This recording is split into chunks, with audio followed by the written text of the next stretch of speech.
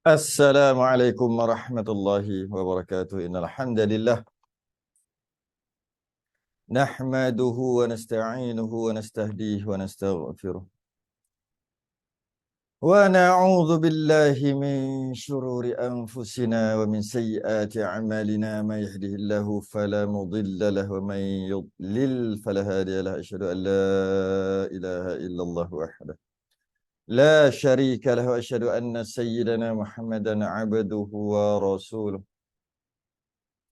اللهم صل وسلم وبارك على سيدنا محمد الفاتح لما أغلق والخاتم لما سبق ناصر الحق بالحق والهدي إلى صراطك المستقيم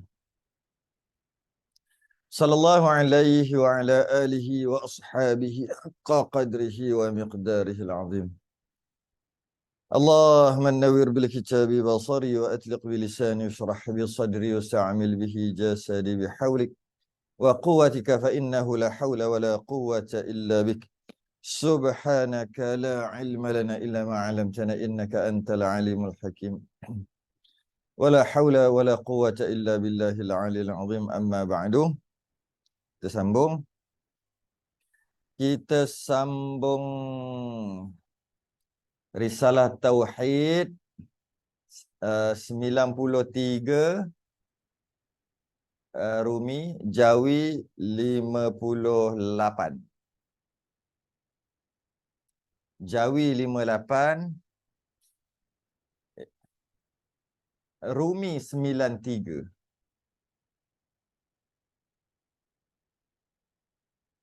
Qala al-musannif rahimahullahu ta'ala wa nafa'ana wa iyyakum bi'ulumihi fid darain amin ya rabbal alamin. Nabi dan Rasul, kita membahaskan tentang kebangkitan Rasul-Rasul yang mana wajib atas setiap mukallaf, orang yang akil dan baligh, percaya Rasul-Rasul. Kena percaya adanya Rasul-Rasul, serta mengetahui sifat-sifat Rasul, perangai-perangai Rasul, tabiat-tabiat Rasul.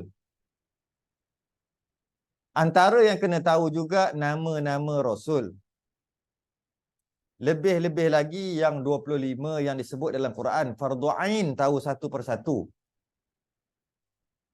Kena tahu juga dari sudut keturunannya, dari sudut bangsanya, dari sudut tempat daftar ataupun dari sudut di mana diutuskan Nabi itu, tempat dan sebagainya. Wajib tahu tu. Dan kita berhenti dekat pengenalan Nabi. Qala al-musannif rahimahullah ta'ala.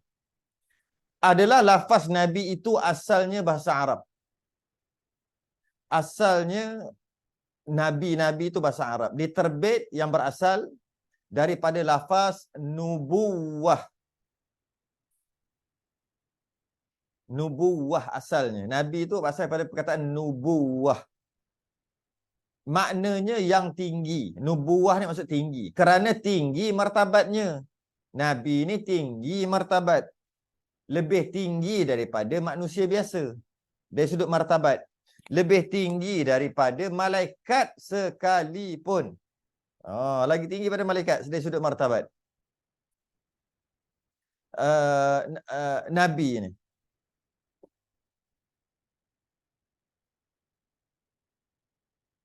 Dan dinamakan dia Nabi kerana tinggi martabat.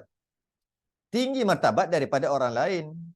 Dan juga diambil perkataan Nabi itu juga diambil daripada lafaz naba. Naba ni maknanya jalan. Naba ni maksudnya jalan.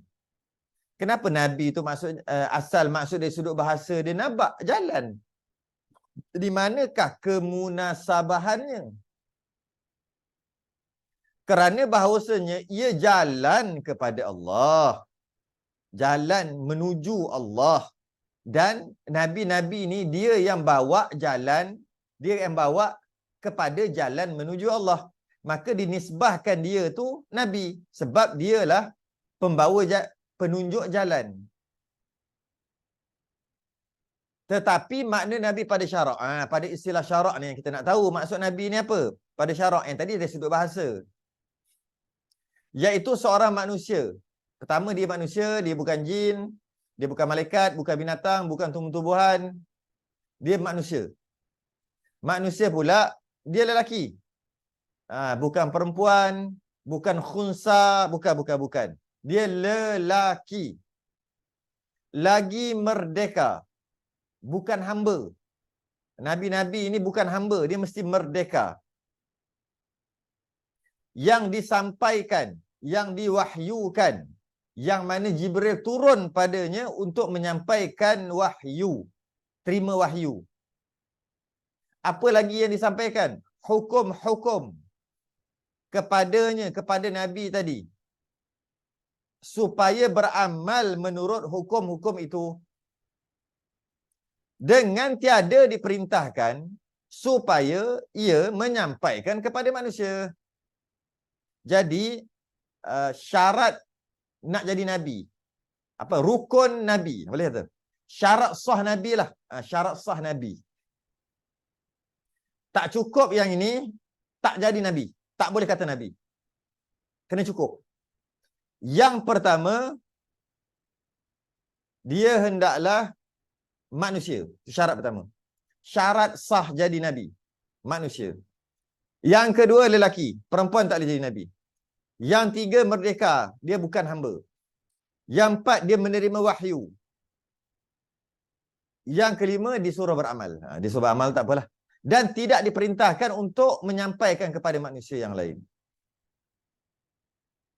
Cuma tambah satu lagi, syarat sah Nabi ini adalah, Nabi ni diperintah untuk memberitahu bahawasanya, memberitahu kepada manusia bahawasanya dia Nabi. Ulang balik. Seorang Nabi, dia diperintahkan untuk memberitahu kepada manusia lain yang bahawasanya dia Nabi. Dia tak boleh senyap-senyap, Nabi senyap-senyap, tidak. Dia diperintahkan untuk memberitahu bahawasanya dia tu Nabi. Tujuannya supaya dia dihormati. Sebab kalau orang tak tahu dia tu Nabi, macam mana orang nak respect dia? Orang yang beriman ni. Maka dia kena mengaku dia tu Nabi. Itulah syarat sah Nabi. Dia tak disuruh untuk menyampaikan. Pada pendapat yang pertama. Mari kita tengok pengenalan Rasul pula. Pengenalan Rasul adalah lafaz Rasul itu asalnya bahasa Arab. Sama juga dengan Nabi tadi. Maknanya utusan ataupun suruhan. Rasul. Rasulullah. Utusan Allah, suruhan Allah. Itu dari sudut bahasa. Dan maknanya pada syarak iaitu manusia yang dipilih Allah Ta'ala daripada lelaki yang merdeka, lagi sehabis-habis sempurna kejadiannya. Yang pertama, Rasul ni dia sama syarat macam Nabi tadi. Iaitu lelaki. Apa syarat Nabi tadi? Lelaki, manusia, merdeka, disampaikan wahyu. Dan tambah lagi, Rasul ni iaitu sehabis-habis sempurna kejadian. Apa maksud sehabis-habis sempurna kejadian? Maksudnya, nisbah seorang manusia, Nabi dan Rasul ni dia maksimum. Nisbah seorang manusia maksimum. Maksud yang terbaik. Tapi yang terbaik-terbaik pun nisbah seorang manusia lah. Maka kemungkinan kalau kita tengok dari satu sudut, malaikat lebih lagi daripada Nabi. Kalau tengok dari satu sudut, iaitu malaikat hanya beribadah 24 jam daripada sejak dijadikan sampai kiamat. Nabi ada juga tidur dan sebagainya. Jadi kita boleh kata Nabi kurang sikit, malaikat lebih. Tak boleh kata gitu. Sebab apa? Sebab tak boleh nak buat perbandingan Nabi dengan Nabi Rasul ni dengan malaikat. Sebab Nabi ni dia terbaik maksimum nisbah manusia. Ni manusia ni tidur dan sebagainya. Jadi tak bolehlah nak banding dengan malaikat. Tak boleh nak banding dengan malaikat. Sebab malaikat dia tak tidur. Dia dicipta pun berbeza. Dia dicipta daripada nur, cahaya. Maka pada nisbah manusia, Nabi ini maksimum. Dia lebih. Wa kullam faddalna 'alal 'alamin. Surah apa tu? Surah Al-An'am. Dan kami lebihkan mereka Nabi ni. Dan Allah lebihkan mereka Nabi dan Rasul 'alal 'alamin. Mereka dilebihkan atas umat-umat mereka. Allah lebihkan maksimum supaya tidak ada alasan untuk menolak risalah ataupun ajaran yang Nabi bawa. Tak ada alasan. Sebab Nabi itu sendiri dah maksimum nisbah seorang manusia. Jadi tak ada alasan. Walaupun sekecil-kecil alasan untuk tolak risalah yang Nabi bawa. Tak boleh. Maka kita kena tanam dekat akidah kita bahawasanya Nabi-Nabi dan Rasul-Rasul diutus oleh Allah perfect. Sempurna nisbah seorang manusia dari segenap segi. Sama ada dari sudut fizikal atau dari sudut zahir atau batin. Dari sudut kesihatan, maksimum tersihat, paling sihat. Dari sudut pemilihan makanan yang terbaik. Tak makan lara-lara ni, benda-benda yang merosakkan kesihatan. Tak. Kita tak, yang merosakkan kesihatan tu yang sedap tu. Nabi tidak. Nabi hanya makan yang terbaik. Makanan yang paling berkhasiat. Kita yang tak berkhasiat tu yang sedap tu. Kita, Nabi tidak. Maka kesihatan Nabi yang terbaik. Sebab tu kata dari sudut manusia, ia adalah terbaik. Dari sudut ketampanan, handsome, yang terbaik. Terhandsome, terlawa. Dari sudut akhlak, budi bahasa, lemah lembut, terbaik. Dari sudut keturunan, akan dia bahaskan nanti. Sekejap lagi bab keturunan tu. Dari sudut kecerdikan IQ, terbaik. Nombor 1. Dari sudut ketaatan, terbaik. Dari sudut kegigihan, terbaik. Keimanan, terbaik. Kesungguhan dalam melaksanakan perintah Allah, terbaik. Kesungguhan dalam apa yang Allah larang, mengelakkan apa yang Allah larang, terbaik. Maksimum. Dari sudut ketahanan, tahan kalau kena apa-apa, ujian, terbaik, tertinggi. Dari sudut kekuatan, terkuat. Malah ada riwayatkan mengatakan para Nabi dan Rasul 40 kali lebih kuat daripada manusia biasa yang paling kuat pada waktu itu.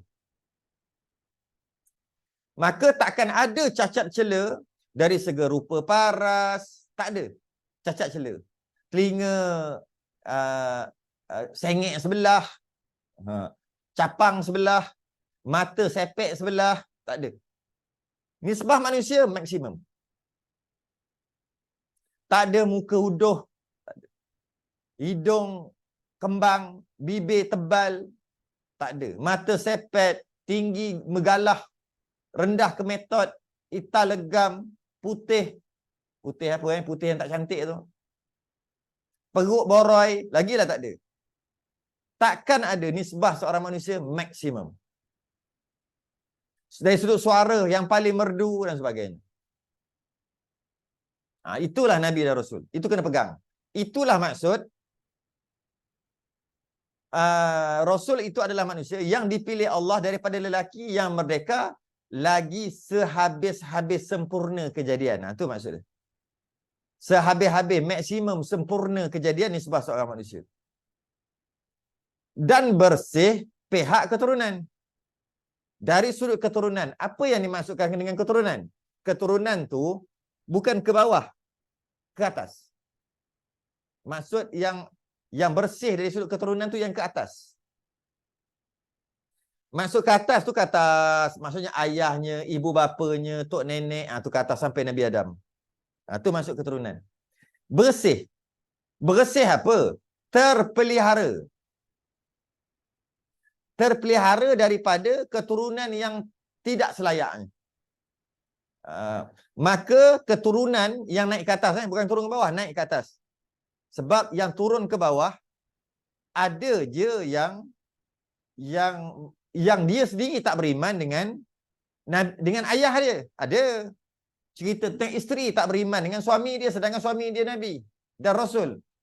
Cerita Nabi Nuh, anak dia kan tak beriman. Jadi dari sudut keturunan ni maksudnya bukan ke bawah, bukan anak isteri, bukan, ke atas, mak ayah dia, mak ayah, tok nenek sampai ke atas. Itu maksud bersih. Bersih tu maksud tidak ada perkara yang tak selayak. Tak ada yang berzina mak ayah dia, mak ayah Nabi Rasul. Tak ada yang main judi, tak ada yang sembah berhala dan sebagainya. Jadi wajib kita i'tiqad keturunan Nabi yang tadi sebut tadi, sejak Nabi Adam tidak ada yang kufur, yang kafir walaupun seorang. Sama ada keturunan Nabi tadi tu, sama ada dia Islam ataupun ahli fatrah.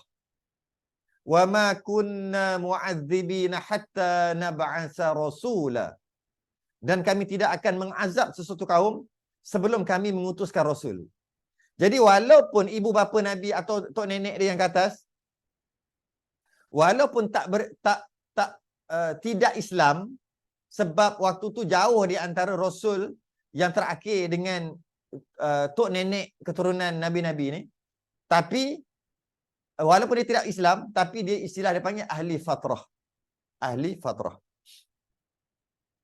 Jadi bila keturunan Nabi tu baik-baik, kerana apa? Setiap daripada sulbi Tok Adam lagi, sulbi wat taraib, daripada Tok Adam lagi, ada dah benih-benih Nabi dan Rasul.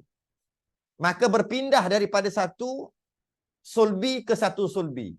Berpindah, sehingga sampai waktunya maka terlahirlah Rasul itu. Ketika dijadikan Nabi Adam, dah ada dah benih Nabi SAW. Cuma belum sampai waktunya lagi. Maka berpindahlah daripada ke satu sulbi ke satu sulbi, satu sulbi ke satu sulbi. Berpindahlah anak cucu cicit. Jadi semua yang perpindahan benih tadi, istilah kita panggil itu, benih tadi, semuanya yang terbaik, keturunan yang terbaik. Dengan maksud sama ada ianya beriman Islam ataupun ahli fatrah, yang mana tak ada rasul waktu itu. Bila tak ada rasul waktu itu, walaupun benih Nabi ada dalam sulbi mereka itu, maka dia tidak diazab, dia dikira ahli fatrah, dia akan masuk syurga. Sebab Allah takkan mengazab satu kaum melainkan diutuskan. Wa ma kunna mu'adzibina hatta nab'asa rasula. Sebab apa Allah jaga keturunan Nabi ni? Keturunan ke atas. Kenapa Allah jaga? Kerana pentingnya i'tiqad sebegini, kerana bila Allah melantik mana-mana Rasul, supaya Rasul tadi menyampaikan dakwah mentauhidkan Allah Ta'ala, maka yang disampaikan tu maksimum juga. Sehingga kan tidak ada apa-apa situasi atau kondisi yang mana kondisi dan situasi Rasul ini, sama ada ketika kecil atau masa dah besar, atau dari sudut keturunan, di sudut perangai dan sebagainya, menyebabkan umat dia akan tolak dia. Dia kata, alah, engkau dulu keturunan perompak, tiba-tiba cucu nak jadi Nabi konon. Orang akan cakap gitu. Orang akan cakap itu. Keturunan pun keturunan lanun. Contoh, jika Nabi-Nabi tadi tu, daripada Allah tak jaga keturunan dia. Bila Allah tak jaga, bermakna mungkinlah lanun ke, pejahat, perompak, mencuri, berzina dan sebagainya. Jadi, bila Nabi yang dilantik menjadi Allah yang lantik menjadi Allah lantik sesiapa menjadi Rasul, kemudian dia menyampaikan. Bila dia menyampaikan, orang boleh bang balik dia. Kerana itu Allah jaga. Bila Allah jaga, orang tu dia tidak ada alasan untuk tidak terima. Maka bila dia tak terima juga, sedangkan tak ada alasan untuk tidak terima. Dari segenap segi, keturunan dari sudut perangai dan sebagainya, maka layaklah dia dihukum di akhirat nanti. Layaklah dia diperangi. Kerana tu Allah jaga sungguh. Supaya nanti dekat mahkamah Allah, tak ada alasan nak cakap. Nak tolak risalah yang Nabi bawa, tak ada alasan. Sebab Nabi itu semua yang terbaik. Malah masa kecil-kecil, tak ada Nabi curi buah jambu orang, panjat pagar orang, pukul orang masa kecil-kecil. Kecil-kecil sebelum dilantik menjadi Rasul, tak ada. Nabi dulu kecil-kecil masa remaja-remaja, masuk disko ataupun joget lambat ke apa ke, tak ada. Walaupun belum dilantik menjadi Rasul, tak ada. Allah jaga. Supaya nanti bila dia menyampaikan, tak ada yang boleh tolak risalah yang dia bawa. Alah, ngaku jadi Nabi Rasul konon. Kau ingat masa umur 16? Umur 16 ke 17 tahun? Kau ingat tak? Kita lah sama-sama panjat pokok jiran tu. Curi buah kurma dia.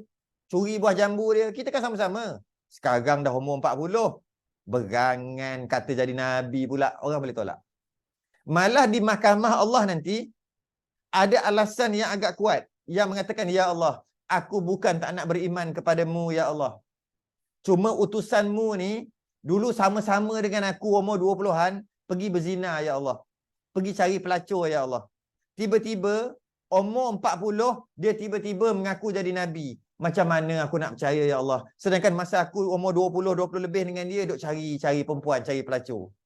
Maka, pada waktu itu, mereka ini mempunyai alasan yang kuat untuk menolak risalah itu. Maka Allah jaga keturunan. Allah jaga apa yang dibuat sebelum dilantik menjadi Rasul. Allah jaga perangai dan sebagainya. Supaya tak ada alasan untuk tolak yang Nabi bawa. Maka layaklah dia diperangi, layaklah dia diseksa di akhirat nanti. Itu maksud bersih pihak keturunan. Yang disampaikan hukum syarak kepadanya. Rasul juga macam Nabi juga, iaitu disampaikan hukum hakam. Sama macam Nabi. Serta disuruh ia menyampaikan kepada manusia dan jin. Bezanya, Rasul disuruh menyampaikan, Nabi terima wahyu, hukum hakam, disuruh beramal aja. Tak suruh menyampaikan kepada umatnya. Cuma dia wajib bagi tahu bahawasanya dia adalah seorang Nabi. Itu aja. Ya. Ini pendapat yang pertama dan ini adalah pendapat yang masyhur. Ada pendapat lain. Ada pendapat lain. Iaitu Nabi diutuskan oleh Allah sama macam tadi, seorang lelaki merdeka menerima wahyu. Cuma dia benar, dia tidak diperintahkan untuk menyampaikan hukum hakam kepada umatnya. Tetapi dia boleh kalau nak menyampaikan. Boleh kalau dia nak sampaikan. Tapi tak wajib bagi Rasul untuk menyampaikan. Ada yang berpendapat begitu. Contohnya kisah-kisah yang diceritakan dalam surah Yasin. Dalam surah Yasin memang ada kisah. Dia hantar seorang Nabi, kena bunuh. Hantar seorang lagi Nabi, kena bunuh lagi. Hantar lagi. Itu Nabi, itu bukan Rasul. Kenapa Nabi dalam surah Yasin, cerita dalam surah Yasin tu, dia pergi menyampaikan sedangkan Nabi tak disuruh menyampaikan? Kerana mengikut pendapat yang kedua, walaupun Nabi tak disuruh menyampaikan, tapi dia boleh menyampaikan. Itu pendapat yang kedua. Pendapat yang ketiga, lain lagi. Nabi ni macam tadi juga. Cuma dia disuruh untuk menyampaikan. Diwajibkan dia untuk menyampaikan juga Nabi. Cuma dia disuruh menyampaikan syariat Rasul yang terdahulu. Setiap Rasul akan ada syariat baru. Akan ada hukum hakam baru. Setiap diutuskan Rasul, ada 300 lebih. Yang kita wajib tahu 25. Setiap Rasul diutuskan akan ada syariat baru. Akan ada cara semayang, cara baru. Akan ada cara berwuduk baru. Akan ada cara menyucikan najis baru. Akan ada cara boleh makan apa, tak boleh makan apa. Halal haram yang baru. Semua. Lepas tu Rasul diutuskan balik, yang lain pula, baru pula. Sebab tu dulu anjing boleh pegang. Anjing bukan mughalazah. Yang kita ada dengar cerita seorang pelacur yang bagi anjing minum air dengan kasut dia. Dia pegang anjing tu. Bolehlah pegang anjing. Contohlah. Maknanya anjing pada waktu itu bukan mughalazah. Tapi diutuskan Nabi SAW. Kemudian mughalazah. Maksudnya berbeza. Dulu sembahyang 2 waktu aja. Diutuskan Nabi kita jadi 5 waktu. Dan sebagainya. Puasa umat Nabi SAW 30 hari bulan Ramadan. Umat Nabi Ibrahim 3 hari sebulan. Nabi Musa pun berapa 3 hari sebulan sebagainya. Maknanya syariat tu berbeza. Syariat berbeza. Tapi dari sudut akidah tauhid sama je. Iaitu mentauhidkan Allah, jangan mensyirikkan Allah. Itu mana-mana Nabi sejak Nabi Adam sampai mana-mana pun semua bab tauhid satu, iaitu mengesakan Allah, jangan mensyirikkan Allah. Tapi dari sudut hukum hakam, apa yang boleh buat, apa yang tak boleh buat, apa yang boleh pakai, apa yang tak boleh pakai sebagainya berbeza-beza apabila diutuskan Rasul. Mana kalau ada 300 lebih, mana 300 kali lah berubah syariat. Ya. Jadi nabi-nabi yang diutuskan ni, nabi saja yang bukan Rasul ni, dia diutuskan untuk menyampaikan syariat Rasul terdahulu. Rasul yang terdahulu. Bila diutuskan Rasul, baru syariat baru. Kemudian Nabi. Rasul tak utus lagi. Nabi. Ramai Nabi diutuskan. Maka dia menyampaikan syariat Rasul yang terdahulu. Dia tak bawa syariat baru. Itu ada pendapat kata gitu juga. Jadi yang muktamad dan yang masyhur adalah yang tadilah. Nabi hanya diutuskan untuk dirinya sendiri. Tak diwajibkan, tak disuruh untuk menyampaikan. Rasul diutuskan untuk menyampaikan sekali. Itu yang masyhur. Daripada 3. Dan Rasul disuruh menyampaikan ni kepada siapa? Kepada manusia dan jin. Manusia dan jin. Rasul-rasul diutuskan untuk manusia dan jin. Lebih-lebih lagi Nabi kita. Wa ma arsalnaka illa rahmatan lil alamin. Tidak aku utuskan kamu ya Muhammad menjadi rahmat sekalian alam. Maka Nabi SAW juga diutuskan bukan sekadar untuk manusia dan jin. Dari sudut taklif, dari sudut suruhan boleh atau tidak, ya. Nabi kita diutuskan untuk menyampaikan kepada manusia dan jin. Apa dia? Taklif. Apa yang boleh, apa yang tak boleh. Tapi dari sudut rahmatan lil alamin, Nabi kita juga diutus kepada para malaikat. Tapi istilah dia panggil bukan risalah taklif. Bukan apa boleh, apa tak boleh untuk malaikat. Bukan. Habis itu, risalah memuliakan. Maknanya Nabi kita diutuskan untuk manusia dan jin. Risalah taklif dia panggil. Diutuskan kerana nak bagi tahu apa yang boleh, apa yang tak boleh. Nabi kita juga diutuskan untuk malaikat. Ya. Tapi bukan nak bagi tahu dia apa boleh, apa tak boleh. Kerana malaikat dia tak buat dosa. La ya'sunallaha ma amarahum wa yaf'aluna ma yu'marun. Malaikat maksum, tak buat dosa. Jadi buat apa diutuskan Nabi kita kepada malaikat? Sebab dia tak buat dosa kan? Diutuskan risalah memuliakan. Dengan maksud, dengan diutuskan kepada malaikat, malaikat tu jadi mulia. Kemudian Nabi kita juga diutuskan kepada selain daripada tu. Kepada binatang, kepada pokok, tumbuh-tumbuhan. Buat apa? Nak ajar pokok tu apa yang dosa pahala ke? Nak ajar binatang tu dosa pahala ke? Tidak. Mereka bukan mukallaf. Habis tu kenapa diutuskan kepada haiwan dan kepada tumbuh-tumbuhan? Tempias rahmat. Tempias rahmat. Iaitu tengok cara sembelihan orang Islam. Sembelih dengan cara rahmat kasih sayang. Dan tak boleh buat lebih kurang lah. Tak boleh buat lebih kurang dengan binatang. Tak boleh sepak-sepak dia. Itu lah. Dia panggil risalah tempias rahmat. Malah kepada jamadat sekalipun. Jamadat ni masuk benda-benda batu, kayu.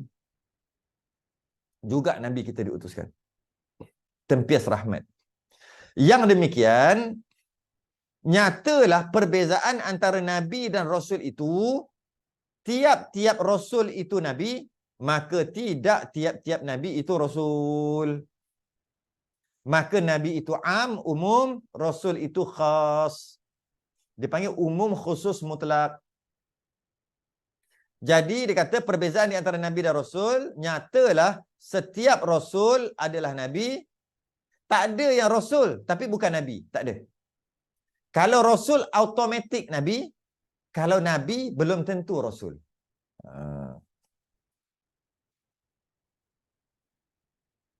Nabi dan Rasul kurniaan Allah pada kita.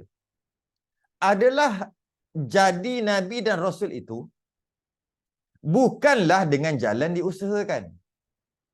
Oh, Rasul dan Nabi ni tak boleh usaha. Nak jadi itu tak boleh. Tak boleh usaha. Berusaha untuk menjadi Rasul. Kenapa ni ibadah kuat sangat ni? Nak jadi Rasul. Nak jadi Nabi. Maka dikiaskan pada kita kerana Nabi adalah Rasul akhir zaman, dah tak ada Nabi dah. Maka dikiaskan pada kita, iaitu sekarang ni, iaitu wali. Kita juga tak boleh nak jadi wali, tak boleh usaha nak jadi wali. Kenapalah puasa tiap-tiap hari ni nak jadi wali? Kenapalah semayang banyak sangat tahajud ni nak jadi wali? Usaha tak boleh. Nabi dan Rasul tidak boleh diusahakan, wali juga tidak boleh diusahakan. Diusahakan yang tak boleh tu dengan berbagai-bagai kebajikan, buat baik supaya mudah-mudahan jadi Nabi dan Rasul, tak boleh. Dan menjauhkan kejahatan, tak buat maksiat-maksiat jahat ni sebab dengan niat nak jadi Nabi, Rasul atau wali, tak boleh. Serta berkhalwah pada satu-satu tempat. Berkhalwah tu maksud berdua-duaan dengan Allah pada satu-satu tempat. Buat macam Nabi pergi duduk Gua Hira. Mudah-mudahan dilantik menjadi Nabi juga. Tak boleh usaha. Tak boleh jadi Nabi, kurang-kurang pun jadi wali. Tak boleh usaha. Semua adalah anugerah daripada Allah. Sebagaimana kepercayaan ahli falsafah. Oh, ada ahli falsafah kata gitu. Ahli falsafah mengatakan pangkat Nabi dan Rasul dapat diusahakan bersungguh-sungguh.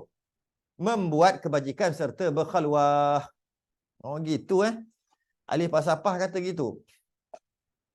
Kalau banyak berkhalwah, banyak buat kebaikan, banyak solat, banyak zikir, wirid sebagainya, maka akhir sekali boleh jadi Nabi, boleh jadi Rasul, boleh diusahakan, malah paling kurang pun boleh jadi wali. Tak boleh sepatutnya. Itu ahli falsafah. Bahkan sebenarnya i'tiqad ahli sunnah wal jamaah wajib atas mukallaf. Percaya bahawasanya jadi Nabi dan Rasul itu tidak dapat dengan diusahakan sekali-kali. Tak boleh usaha. Tetapi ia kurniaan daripada Allah Ta'ala bagi sesiapa yang dikehendakinya. Tak boleh usaha. Tak boleh terjadi Nabi, terjadi Rasul. Tak sengaja pula. Tak boleh usaha.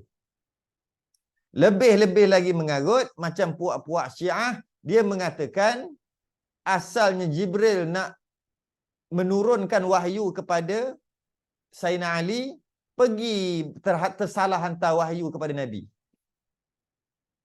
Itu lagilah mengarut, sebab boleh tersalah pula.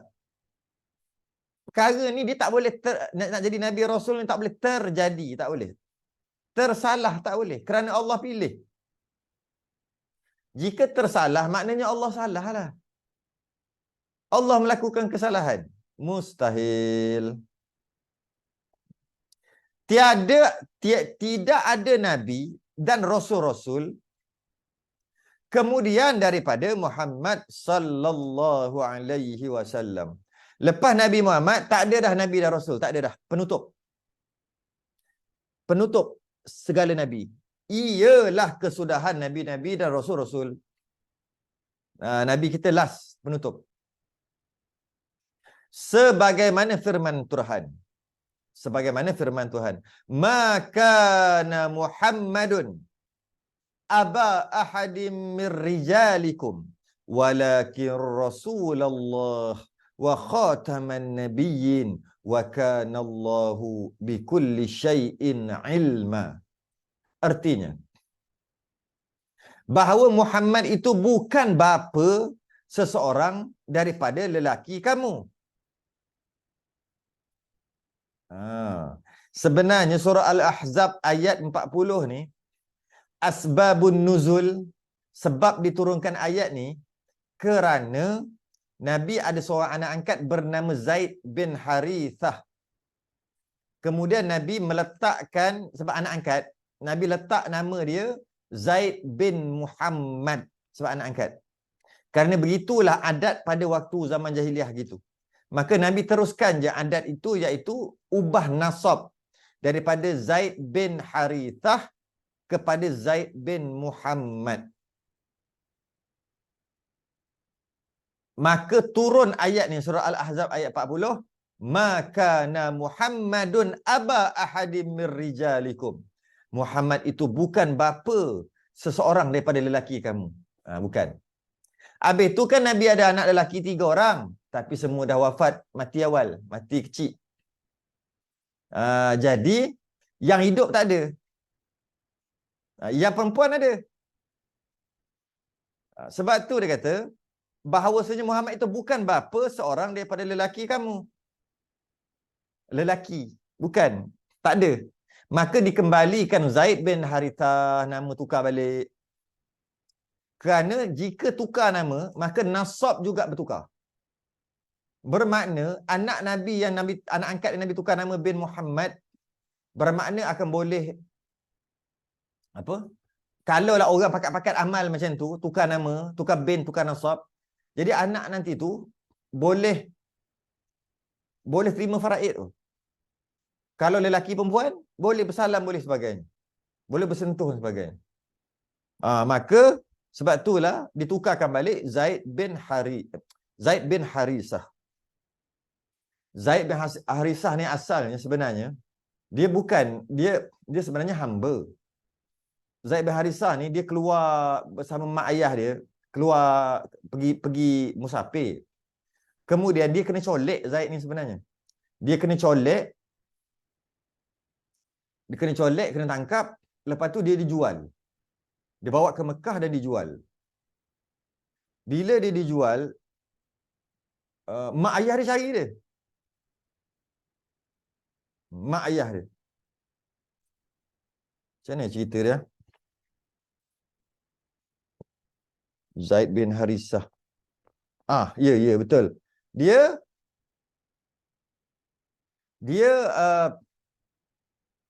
kena colek. Dia keluar bersaping dengan mak ayah dia, leka mak ayah dia sikit. Dia main kat luar, dia main begitu, lepas tu kemudian kena colek. Bila kena colek, dijual budak dia, kecil lagi Zaid ni. Dibawa ke Mekah dan dijual. Di Mekah. Mak ayah dia cari, Harisah ni cari. Manalah anak aku. Cari. Kemudian bila dijual di Mekah, yang beli itu adalah isteri Nabi. Sayyidatina Khadijah beli budak ni. Supaya dan dihadiahkan kepada Nabi. Jadi mana Zaid ni sebenarnya hamba Nabi. Dihadiahkan pada Nabi. Dijual dengan harga 700 dinar. 700 dinar. Kemudian akhir sekali jumpa jugalah dengan ayah dia balik. Bila jumpa dengan ayah dia balik, maka Nabi bagi pilihan. Engkau nak duduk dengan ayah engkau, kembalikan, pergilah sebab kau kan pun kena colek. Tapi kalau kau nak duduk dengan aku, duduk juga. Maka Zaid pilih untuk duduk dengan Nabi. Itu cerita Zaid bin Harisah. Asbabun nuzul, Surah ni, surah Al-Ahzab ayat 40. Ma kana Muhammadun aba ahadim min rijalikum. Muhammad itu bukan bapa daripada lelaki kamu. Bukan. Maka tukar balik Zaid bin Muhammad kepada Zaid bin Harisah. Tetapi siapa dia? Ia pesuruh Allah, Rasulullah. Dan wa khataman nabiyyin, dan penghabisan, penutup segala nabi-nabi.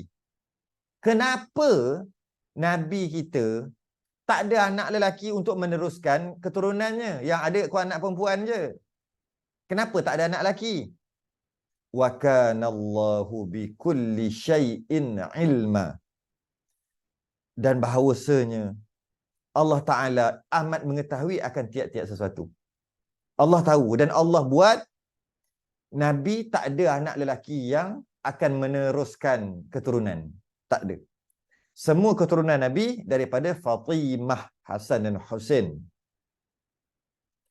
Jadi Allah mewafatkan anak-anak Nabi yang lelaki 3 orang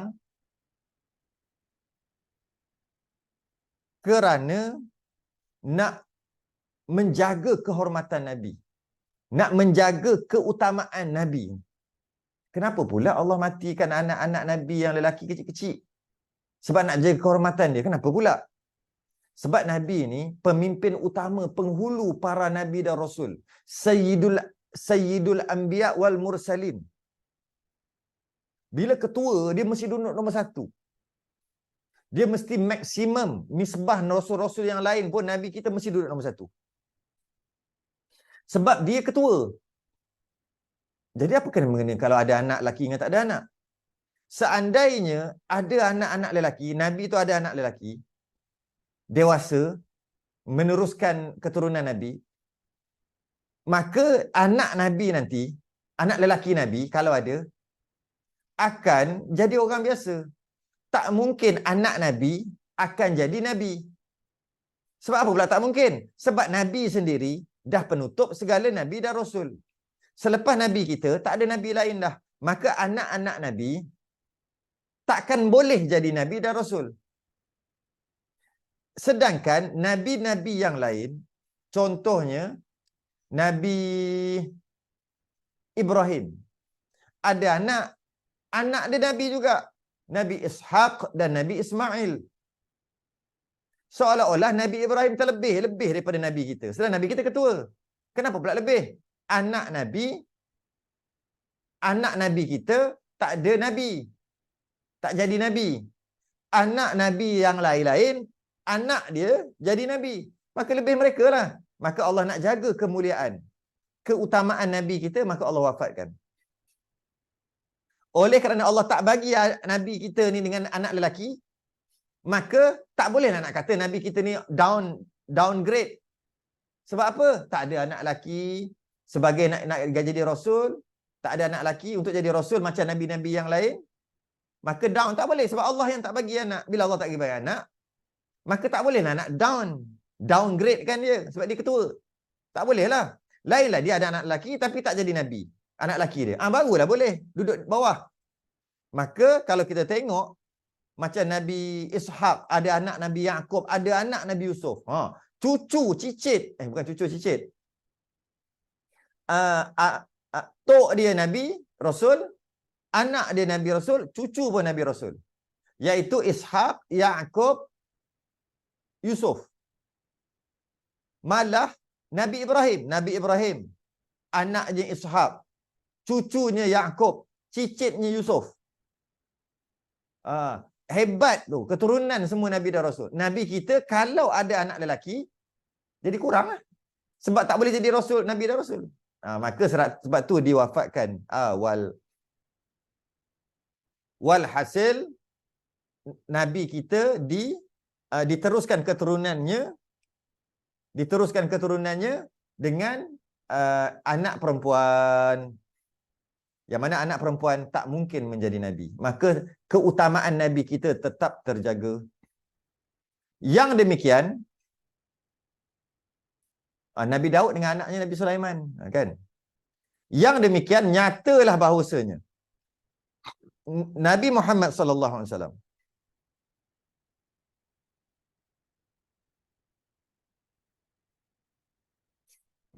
Suara.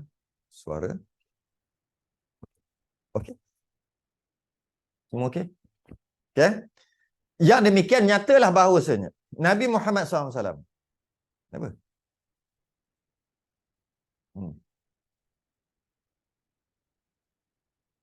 Semua okey lah. Ada kata suara, tak ada suara pula.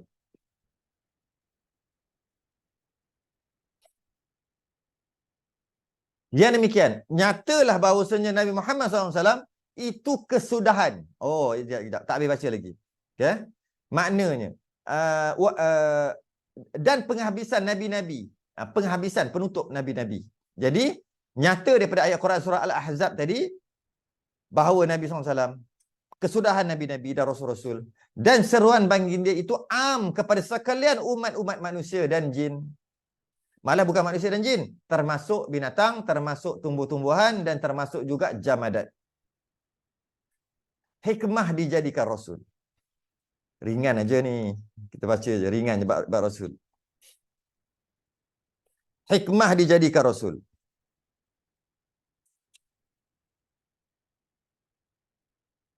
Adalah hikmah dijadikan Rasul pada tiap-tiap umat manusia. Di dalam dunia ini, ialah semata-mata kerana menunjuk, mengajar, memimpin manusia kepada jalan kebahagiaan dunia dan akhirat.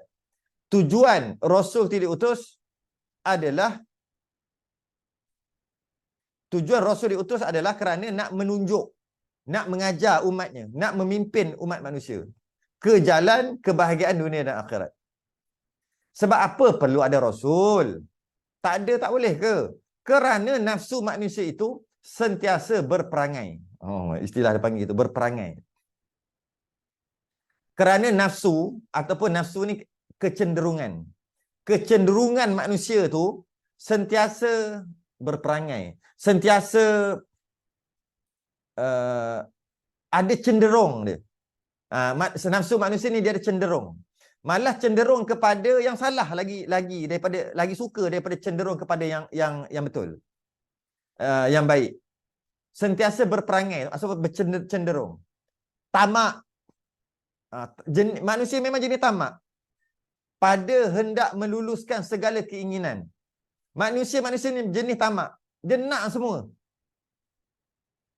Memang itulah fitrah sikap manusia tu. Tamak. Semua yang dia nak, dia tak kira, dia nak juga. By hook, or by crook, or by hook. By hook or by crook. Tak kira, dia nak juga. Kemarahannya dengan tidak hendak menjauhkan mudarat yang kembali kepada dirinya atau orang lain. Kalau sekali marah sungguh-sungguh. Tak ingat dah kesan daripada kemarahan tadi. Dan tidak hendak menjauhkan mudarat yang kembali. Tak fikir pun mudarat akan kembali dan dia buat apa-apa peduli lah. Jenis kalau marah. Atau orang lain tak peduli ke, kalau sekali dah marah dia buat je kat orang lain. Dia tak peduli apa jadi kat orang tu. Itu adalah sikap manusia. Sentiasa berperangai itu terjemahan dia sikap.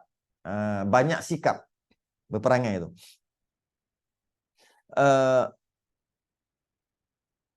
Dan lagi di dalam keadaan orang lain. Dan lagi di dalam keadaan kejadian yang seperti itu. Dan macam-macam lagi perangai-perangai, sikap-sikap manusia ni.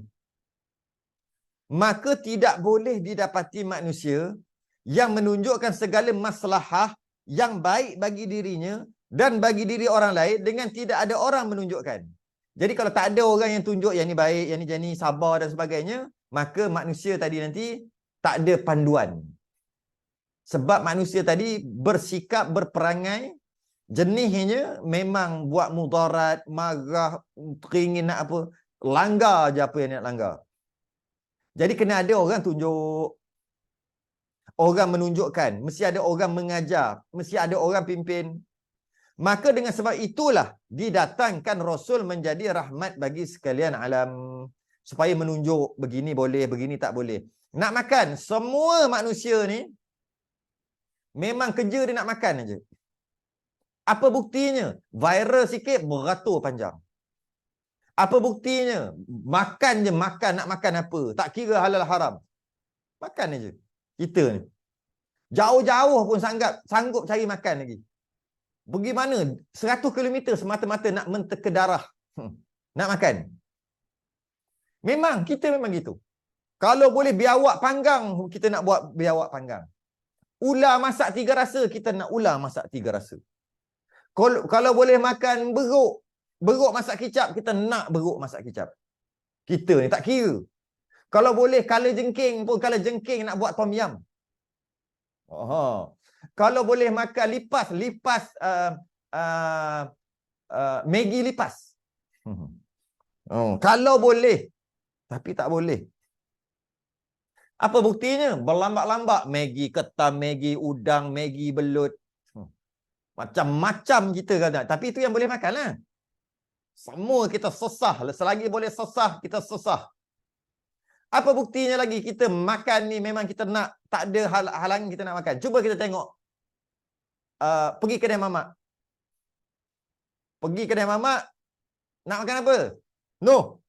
Campur kuah. Sur. Campur. 10 kuah. 10 campur. Nasi. Sebab apa? Kalau boleh semua kita nak pantai. Tapi tu halal. Cuma nak bagi tahu memang begitulah. Kalau boleh kita nak kan.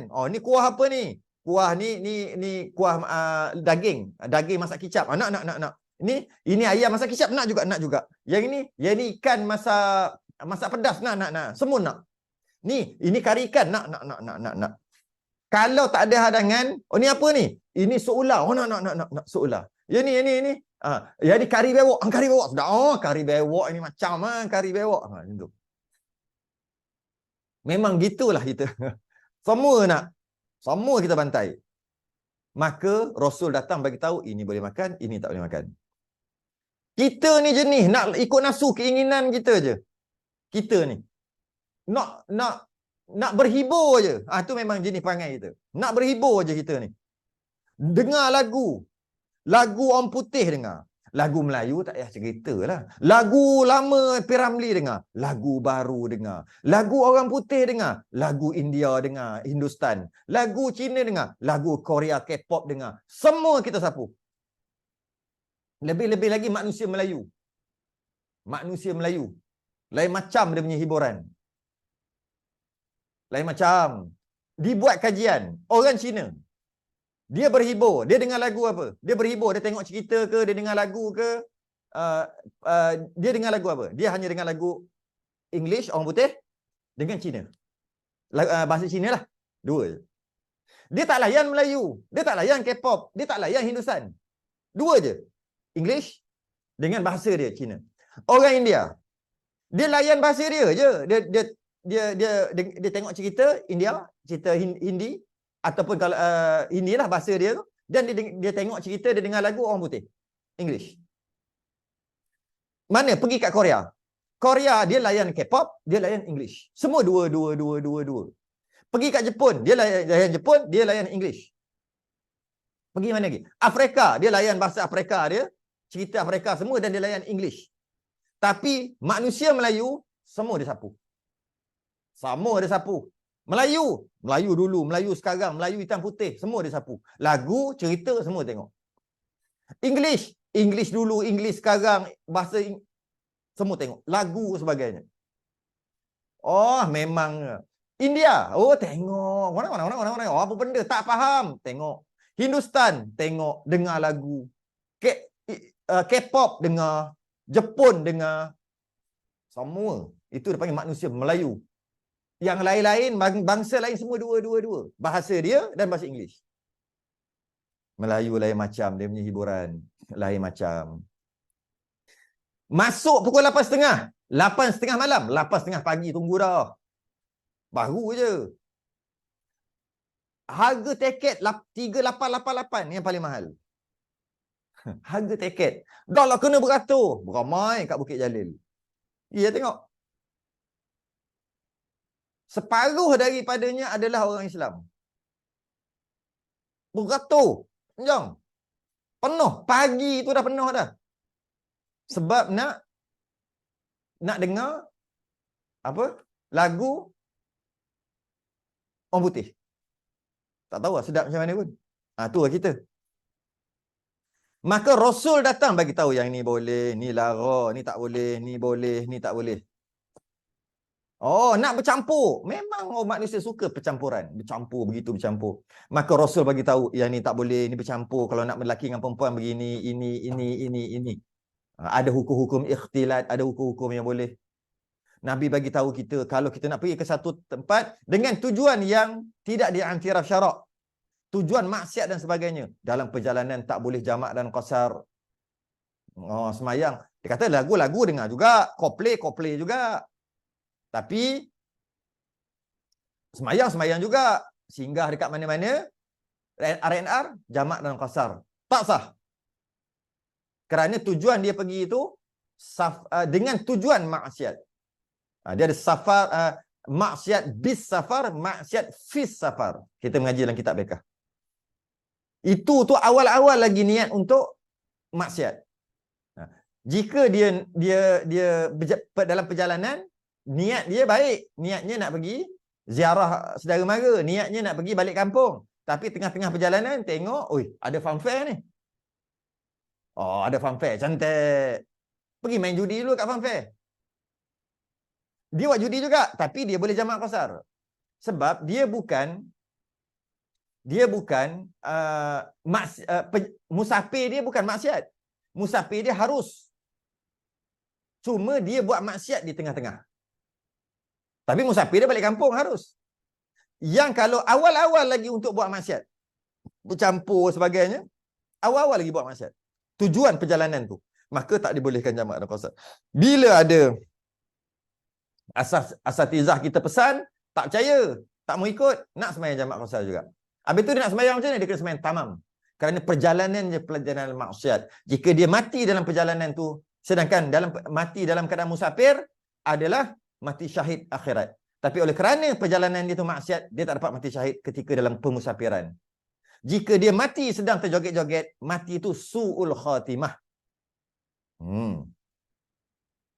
Malaikat memang tak turun. Malaikat maut je ada. Malaikat rahmat memang tak ada waktu tu. Yang ada apa? Malaikat maut je, tunggu je nak cabut nyawa. Kenapa majlis tu majlis maksiat? Kerana majlis tu mereka itu dia menyokong atau mempromosikan LGBT yang Nabi tak ngaku umat. Cuma dia tak cakap lah sebab telah diberi amaran. Tapi dia sokong Palestin. Dia sokong Palestin tu bab lain. Dari sudut satu segi, dia adalah yang mempromosikan LGBT. Yang mana dekat negara kita, anak-anak kecil kita, anak-anak remaja-remaja, LGBT ni statistiknya sangat meningkat. Dah main puluh persen dah. Tak beranilah nak cakap berapa persen. Sebab kenalah buat kajian. Tapi dah main puluh persen. Bukan remaja kita, LGBT ni ada 3%. Tak. Dia dah main puluh.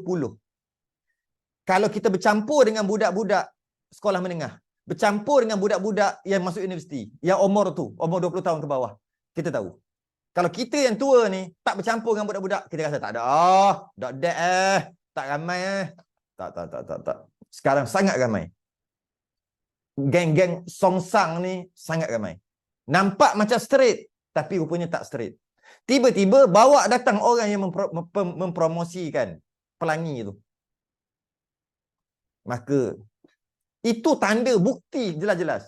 Manusia ni memang jika tidak dipandu, dia akan nak hiburan melampau. Dia akan nak dari sudut makan melampau. Dia nak dari sudut kesenangan melampau sini.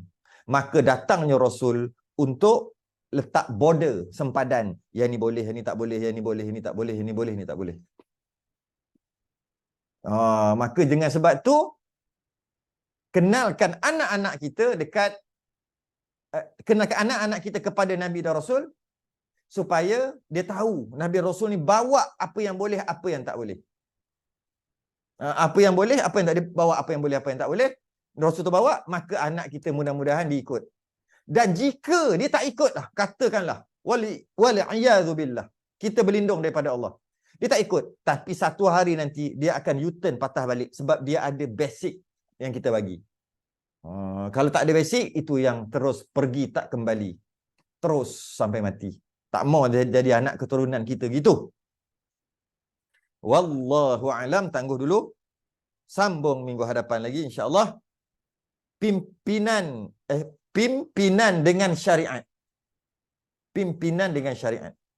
Rasul ni diutus, dia ada syariat yang dibawa sebut tadi kan. Maka F lah maksudnya, F. Muka surat 95 tu akan datang insya-Allah minggu hadapan. Tangguh dulu.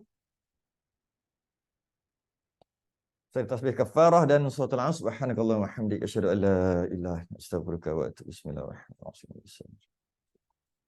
Tawassul haqi wa tawassul bis sabr. Rakaman daripada siri pertama sehingga siri yang ke-55 ada dalam YouTube, complete set ada dalam YouTube. Boleh cek. Assalamualaikum warahmatullahi wabarakatuh.